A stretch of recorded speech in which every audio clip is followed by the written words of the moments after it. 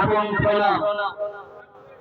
সংগ্রামী বন্ধুগণ, আপনারা জানেন এই মাসের 26 তারিখ ভারতবর্ষের লোকসভা নির্বাচনের দ্বিতীয় দফায় নির্বাচন সংগঠিত হবে।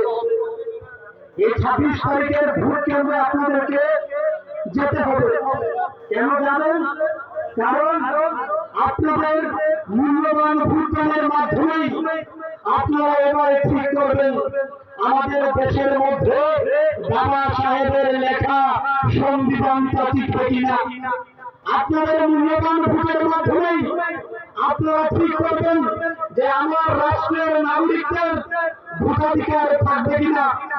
আপনাদের মূল্যবান ভোটের মাধ্যমেই আপনারা ঠিক করবেন আমার দেশের এবং এই করিমগঞ্জের নাগরিকদের মৌলিক অধিকারগুলো থাকবে কিনা। কারণ আমার পূর্ববর্তী বক্তা বাসির ভাই খুব সুন্দর করে আপনাদেরকে বলে গেছেন এবারের নির্বাচনটা হচ্ছে সংবিধান বাঁচানোর নির্বাচন। আর সংবিধান বাঁচিয়েই আপনাদের ভোটাধিকার বাঁচবে, আপনাদের মৌলিক অধিকারগুলো বাঁচবে। তাই 26 তারিখ সকাল ভোট কেন্দ্রে গিয়ে হাত চিহ্নে ভোট দিয়ে আমাদের ইন্ডিয়া জোটের প্রার্থী রশিদ আহমেদ চৌধুরী সাহেবকে বিপুল ভোটে জয়যুক্ত করার আপনারা শপথ নিয়ে আসবেন। আমরা ত্রিপুরা থেকে এখানে ছুটে এসেছি আপনাদের কয়েকটি কথা গিয়ে বড় বড় উনি আলাপ করেছিলেন, ভাষণ দিয়েছিলেন। উনি বলেছিলেন যদি ক্ষমতায় আসতে পারি তাহলে ভারতবর্ষের প্রত্যেকটা রাজ্যের মধ্যে অর্থাৎ গোটা দেশের মধ্যে বছরে 2 কোটি করে চাকরি প্রদান করবেন। উনি বলেছিলেন যদি ক্ষমতায় আসতে পারি তাহলে আমাদের দেশের প্রত্যেকটা নাগরিকের অ্যাকাউন্টের মধ্যে 15 লক্ষ করে টাকা তিনি দিয়ে দেবেন। উনি আরো কথা দিয়েছিলেন যদি ক্ষমতায় আসতে পারেন তাহলে বিশ্বের অন্য কোন রাষ্ট্র আমাদের দেশের উপর চোখ তুলে দেখাতে পারবে না। ভারতবর্ষের নাগরিক, দেশপ্রেমিক ভারতবর্ষের জনগণ বড্ড ইমোশনাল, উনার কথায় বিশ্বাস করে উনাকে ভোট দিয়ে দেশের প্রধানমন্ত্রী বানিয়েছিলেন। প্রধানমন্ত্রী হওয়ার পর যখন নরেন্দ্র মোদী সাহেবকে আর উনার যে স্বরাষ্ট্রমন্ত্রী অমিত শাহকে জিজ্ঞেস করা হলো যে আপনারা তো কথা দিয়েছিলেন ক্ষমতায় আসতে পারলে বছরে 2 কোটি করে চাকরি দেবেন, কোথায় চাকরিগুলো কাকে দিলেন? বললেন এগুলো নির্বাচনী ঝুল্লা, নির্বাচনের পূর্বে মানুষকে ধোঁকা বানিয়ে ধোঁকা দিয়ে ভোট করানোর কৌশল হচ্ছে ঝুল্লা। উনি একটা সর্বভারতীয় মিডিয়ার সামনে উনি হাসতে হাসতে বলে দিলেন উনি ঝুল্লা বলেছেন। তাই আজকের দিনে এই এলাকার যারা নির্বাচক বন্ধুরা আছেন, আমার সামনে যারা আমার অভিভাবকরা বসে আছেন, দূর থেকে যেসব জনদেবতারা শুনছেন, আপনাদের কাছে আমি জানতে চাই আপনার এলাকার মধ্যে এখন পর্যন্ত কয়টি চাকরি এসেছে? আপনার ঘরের বেকার ছেলেটা চাকরি পেয়েছে কিনা? ওরা আবার আসবে, আপনার বাড়িতে যাবে, ঘরে ঘরে যাবে, আবার আমি প্রতিশ্রুতির মাধ্যমে আপনাদের মন ফিরিয়ে কখনো সাম্প্রদায়িক কথার নাম দিয়ে কখনো ধর্মীয় মেরুকরণ করে আপনাদেরকে ফিরিয়ে ফিরে দিয়ে ভোট করানোর চেষ্টা করবে। যদি ওরা আসে, আসতেই পারে, গণতান্ত্রিক অধিকার আসবে, যখন ভোট ভিক্ষা দেওয়ার জন্য আপনার বাড়িতে আসবে সবিনয়ের সঙ্গে প্রশ্ন করবেন বছরে 2 কোটি করে চাকরি দেওয়ার কথা ছিল। প্রধানমন্ত্রী 10টি বছর হয়েছে ক্ষমতায়, 20 কোটি চাকরি হওয়ার কথা কই? আমার বাড়ির বেকার ছেলেটা তো চাকরি পায়নি, আমার পাশের বাড়ির বেকার মেয়েটা তো চাকরি পায়নি, আমার আত্মীয় স্বজনের কেউ তো আপনার দেওয়া চাকরি পায়নি। তাহলে আমি আপনাকে কেন ভিক্ষা দেবো বলুন? মনে রাখবেন ওরা বারবার এই দেশের মধ্যে বর্তমানে ওরা যখন বুঝে গেছে, বিশেষ করে বিজেপি দল আর তার সাথীরা আইএসএস থেকে শুরু করে সমস্ত অঙ্গগুলো যখন বুঝতে পেরেছে তাদের প্রাণ মাটি খসে গেছে, তো তখন তারা সাম্প্রদায়িক উস্কানি দিচ্ছে, কখনো হিন্দুর নামে, কখনো মুসলমানের নামে, কখনো বড় জাত ছোট জাত ধর্ম ধর্ম বিদ্বেষ তৈরি করে ভূত বৈতরণী পার হতে চাইছে। তাদের উদ্দেশ্যে আমি বলতে চাই, যদি বিজেপির কোনো বন্ধুরা মাইক সংযোগের মাধ্যমে আমার বক্তব্য শুনেন, আমি আপনাদের বলতে চাই, আরে মুসলমানদের ঘৃণা করতে রাম শেখায়নি, বলেনি, আরে ভাত কাপড়ের জাত হয় না, আলু বাতাসের জাত হয় না, রক্তের কোন ধর্ম হয় না। আর যেখানে মনুষ্যত্ব বেঁচে আছে সেখানে ধর্মের দুহাই চলে না। আজ বিজেপির বন্ধুরা বলে হিন্দুরা বিপদে আছে, দেশটা ওদের শাসনে ওরা বলছে হিন্দুরা বিপদে আছে।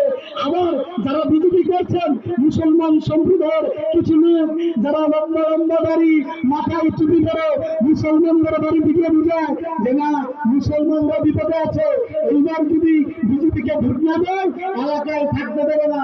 ওই সমস্ত ধর্মবিদ্বেষী যারা জাতপাতের দাঙ্গা লাগিয়ে এলাকার মধ্যে একটা বিরহ পরিস্থিতির সৃষ্টি করতে চাইছেন, তাদের বলছি যে বিজেপির শাসনে আজকাল না হিন্দুরা বিপদে আছে, বিজেপির শাসনে সংখ্যালঘুরা বিপদে আছে, পাশাপাশি আমার আপনার এই সবার প্রিয় ভারতবর্ষটা বিপদে আছে। বিজেপি ধ্বংস করে দিচ্ছে আমাদের দেশ থেকে, বিজেপি ধ্বংস করে দিচ্ছে লাখো শহীদের ও রক্তের বিনিময়ে যে অর্জিত স্বাধীনতা, আজ সেই স্বাধীনতা ক্ষুণ্ণ হয়ে যাচ্ছে, কারণ বিজেপি সংবিধানকে অস্বীকার করছে। মনে রাখবেন, সংবিধান শুধুমাত্র একটা বই নয় যেখানে কলমে কিছু নিয়ম লেখা আছে। সংবিধান হচ্ছে লাখো শহীদের রক্তের বিনিময়ে লিখিত সংবিধান। আর এই সংবিধান ঠিক করে দিয়েছিল আমাদের দেশটা কিভাবে চলবে। 1949 সালের 26শে নভেম্বর যখন বাবা সাহেব সংবিধানটাকে উপস্থাপন করলেন সংবিধান সভার মধ্যে, তখন উনি বলেছিলেন এই সংবিধানটা কোন একটা নির্দিষ্ট জাতির জন্য নয়। উনি বলেছিলেন সংবিধানের প্রিয়াম্বলের মধ্যে স্পষ্টত লেখা আছে, we the people of India having solemnly resolved to constitute India into a sovereign, socialist, secular, democratic and republic. And আরো বলেছিলেন justice of social, economic and political, liberty of thought, belief, faith and worship, equality of status, opportunities, and to promote among them all fraternity, assuring the dignity of the individual and the unity and integrity of the nation. আমি জানি দূর থেকে দাঁড়িয়ে থাকা BJP বন্ধু আমার কথা শুনবে আর হাসবে, বলবে ত্রিপুরার আগরতলা থেকে এসেছে, এসে মোটা মোটা দু চারটা ইংরেজি কথা বলে চলে গিয়েছে। ওই সমস্ত বন্ধুদের বলতে চাই, এটা আমার কথা নয়, এটা সংবিধানের প্রস্তাবনা। একদম সকলের বইয়ের সামনে কয়েকটা বইয়ের পৃষ্ঠা উল্টালেই একটা প্রস্তাবনা লেখা থাকে, যেখানে বলা হয়েছে আমরা ভারতের জনগণ ভারতকে একটি সার্বভৌম সমাজতান্ত্রিক ধর্মনিরপেক্ষ গণতান্ত্রিক রাষ্ট্র হিসাবে গড়ে তুলতে 1949 সালের 26শে নভেম্বর আমরা কথা দিচ্ছি এই সংবিধানের উপর ভিত্তি করে আমাদের দেশটা চলবে। এটা আমার কথা নয় বন্ধু, এটা বাবা সাহেব আম্বেদকরের কথা। আজকের দিনে পৃথিবী চাইছে নাকি এই ভারতবর্ষের মধ্যে ওই যে সেকুলার ধর্ম নিরপেক্ষতা, এই কথাটাকে বাদ দিয়ে আমাদের রাষ্ট্রটাকে হিন্দু রাষ্ট্র পরিকল্পনা, হিন্দু রাষ্ট্র গড়ার পরিকল্পনা নিয়ে তারা দুটি পায়ে এগিয়ে যাচ্ছে। তাদের এই যে যাত্রা সেটা ধ্বংসের, সেটা হচ্ছে আমাদের দেশটাকে ধ্বংস করে দিয়ে তারা আবারও আমার আপনার সবার প্রিয় ভারতবর্ষটাকে এই মধ্যযুগে নিয়ে যাওয়ার পরিকল্পনা করছে। আপনাদেরকে জানতে হবে, এখানে যারা দাঁড়িয়ে আছো আমার যুব বন্ধুরা, যারা দূর থেকে শুনছো, তোমাদেরকে প্রতিজ্ঞা নিতে হবে লাখো শহীদের রক্তের বিনিময়ে যে অর্জিত স্বাধীনতা, সেই স্বাধীনতাটাকে রক্ষা করতে হবে, ভারতবর্ষের সংবিধান রক্ষা করতে হবে। মনে রাখবে আমাদের দেশ নানা ভাষা, নানা মত, নানা পরিধান, বিভেদের মাঝে দেখো মিলন মহান। এই যে বিভেদের মাঝে ঐক্য, সেই ঐক্যতাকে বাঁচাতে হবে। দেশের যুবকদেরকে আবার নিয়ম সুধে আনতে হবে।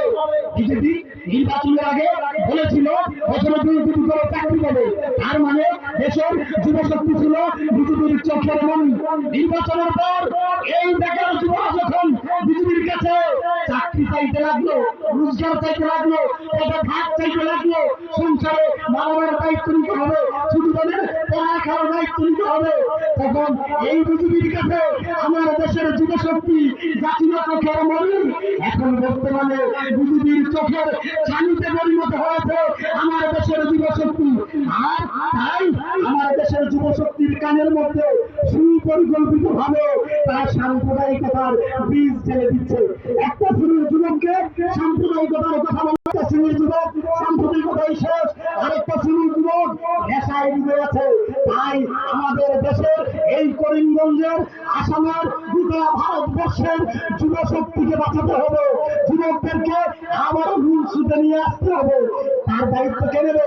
আমার সামনে যারা বসে আছে, আমার চাচারা, দূর থেকে দাঁড়িয়ে যারা শুনছো, আমার যুব বন্ধুরা, এই এলাকার যারা নির্বাচক মন্ডলী আছেন, এই এলাকার যারা গণনেতা আছেন, সকলকে ঐক্যবদ্ধ ভাবে আজকে আপনাদের শপথ দিতে হবে যে এই যুবশক্তিকে আমরা দেখতে যেতে দেব না।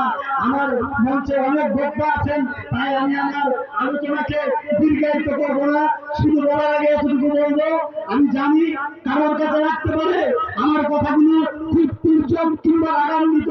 আমি তীর্যক ভাষায় কথা বলি না, রাগান্বিত ভাষায় বলি না। আজকে বিজেপির শাসনে আমার দেশ, আমার দেশের যুবশক্তি, আমার দেশের সংখ্যালঘুরা, আমার দেশের মুসলমান যেই পরিস্থিতির মধ্যে দিয়ে যাচ্ছে, সেই জায়গায় দাঁড়িয়ে আমাকে বলতেই হয়, বন্ধুগো, বলতে পারি না, বড় দিয়ে চালাই এই বুকে, দেখিয়া শুনিয়া খেপিয়া দিয়েছি, তাই যাহা আছে কই তাহা মুখে, রক্ত ধরাতে পারি না তো রাখা, তাই লিখে যাই এই রক্ত লেখা।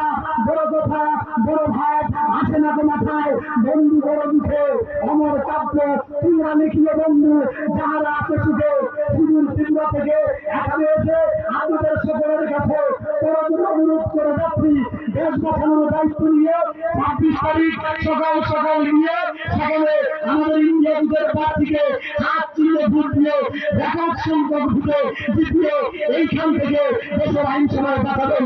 এই সামান্যটুকু কথা বলে আবারও আপনাদের সকলকে আমার কৃতজ্ঞতা প্রকাশ করে যারা কথা বলার সুযোগ করে দিয়েছেন তাদেরকে ধন্যবাদ জ্ঞাপন করে আমি আমার সংক্ষিপ্ত আলোচনার ইতি টানলাম। জয় হিন্দ, বন্দে মাতরম, ভারতীয় ধন্যবাদ, জিন্দাবাদ, জিন্দাবাদ। আমরা সবাই হাত তুলে উনিকে একটা তালি দিয়ে অভিনন্দন জানান। আমি অনুরোধ করবো